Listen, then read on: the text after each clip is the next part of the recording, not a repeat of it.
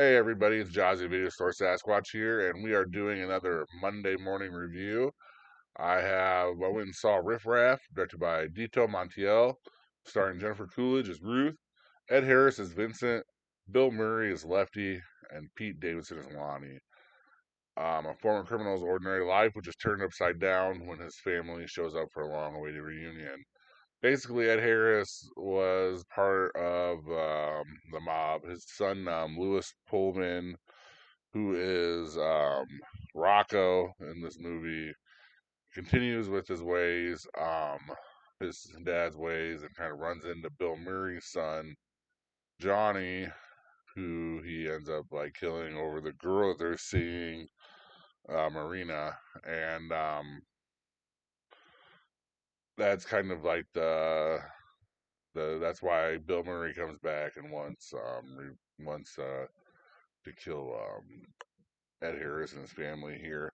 It's actually a really clever movie here. It's Toronto Film Festival or Toronto International Film Festival has like a bunch of movies in it every year, and this was one of the ones that basically came from there. Um, doesn't look like it has any awards or anything. I was looking at it, but I'm sure that that's pretty much the main thing here about this movie because it says 2024 on IMDb and 2025, obviously, when its release date.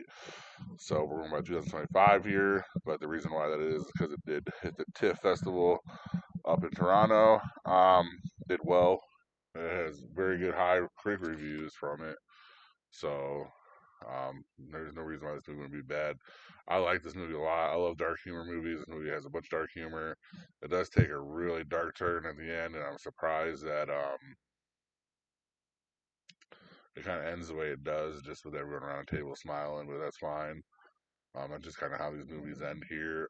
Jennifer Coolidge has played a part that I kind of really haven't seen much from her before. It's kind of out of ordinary, and I loved it from her. So good job, Jennifer Coolidge. Ed Harris, he's the man. Bill Murray, he's the man. I mean, you get two classically good actors here. Pete Davidson's pretty good in it. He's funny, like he should be. Lewis Pullman, you can tell, is just trying to take over like where his dad left off because he is a great actor. We already spotlighted him from last year's Salem's Lot, and then this year, right away, we get him in this movie where he's very grounded, very believable in what he does. Marino is very beautiful for the wife. Surprisingly, Gabrielle Union's in this, and then so she's married. Gabrielle Union's married to Ed Harris, and all of that, and that's another story here. That's kind of like a thing that's kind of get brought up, like part of the tension of the family here, because of course, like Rocco is trying to save his mom, Jennifer Coolidge Ruth, who would have been Ed Harris's ex, and his girl Marina from what he did. So he took her to his dad's, loft, and then he's there with Gabrielle Union and his Gabrielle Union and Miles J. Harvey. This Miles J. Harvey kid was in A Babysitter and a couple other movies. He's a really funny kid. Plays a good role in this.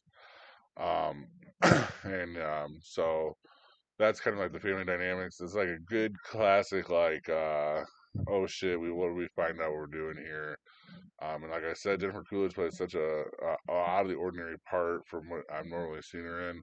Of course, I mean I haven't really seen much of her work in the 80s or 90s. I just remember her from Stifler's Mom and Legally Blonde and stuff like that. So if she did do more serious work, and then I'm sure that that would be like her older school stuff here. But she's really serious in this. She really takes a lot of.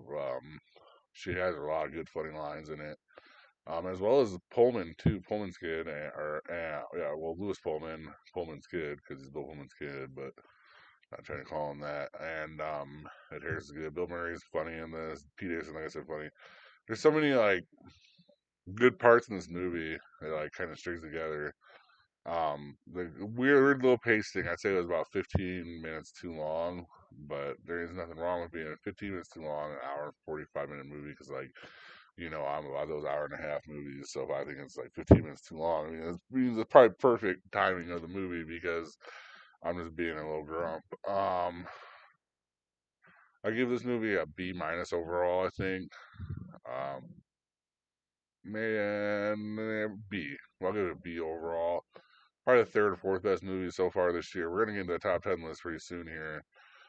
Probably at the end of next month. So that's probably where this movie will end up starting at around this year.